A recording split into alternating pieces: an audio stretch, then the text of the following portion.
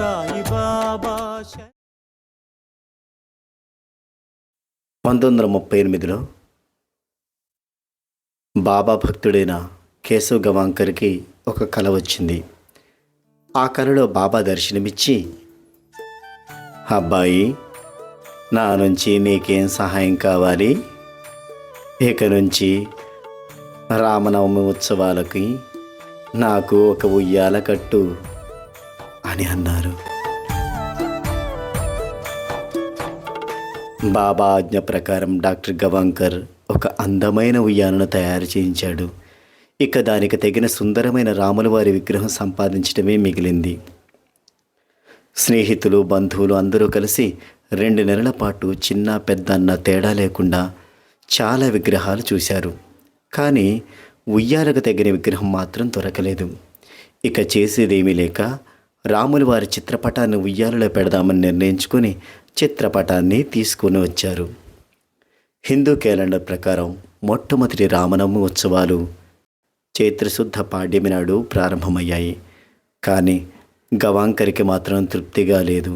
అతను బాబా ఫోటో ముందు కూర్చొని, దేవా, మీరు కోరినట్లుగానే రామనవమి ఉత్సవాన్ని ప్రారంభించాను. కానీ ఉయ్యాలలో పెట్టడానికి తగిన రాముని విగ్రహం లభించలేదు. ఉయ్యాలలో పెట్టడానికి తగిన రాముని విగ్రహం దొరికేంత వరకు నేను ఎటువంటి ఆహారాన్ని తీసుకోను అని కన్నీళ్లతో ప్రార్థించాడు. అప్పటి నుండి మంచినీరు మాత్రమే తీసుకుంటూ తన రోజువారీ కార్యక్రమాలను ఎప్పట్లాగానే నిర్వహించుకుంటూ ఉన్నాడు. ఆ సంవత్సరం రామనవమి శనివారం వచ్చింది. గురువారం వరకు విగ్రహం లభ్యం కాలేదు.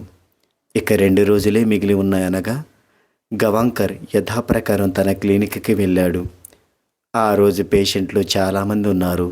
అందరూ తమ వంతు కోసం చూస్తూ వరుసలో కూర్చుని ఉన్నారు. వారిలో ఒక కొత్త పేషెంట్ కూడా ఉన్నాడు.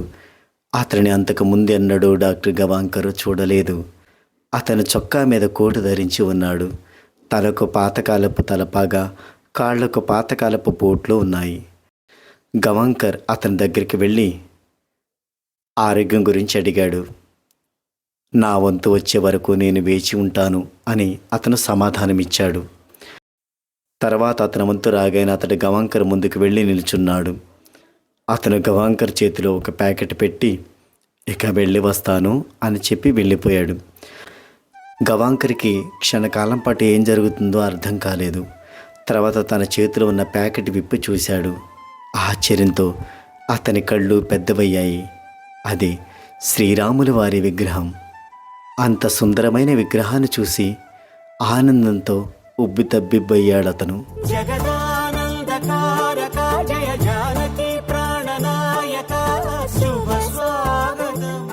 దేవా, మీరే వచ్చినా మిమ్మల్ని గుర్తించలేకపోయానే అని దుఃఖించాడు.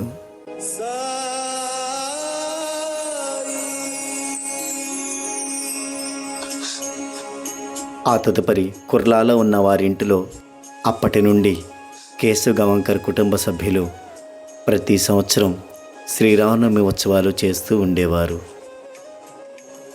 ఈరోజు శ్రీరామనవమి సందర్భంగా కేశవ్ గవాంకర్కి శ్రీరాముల వారి మూర్తి ఏ విధంగా లభించిందో చూశారు కదా. అందరికీ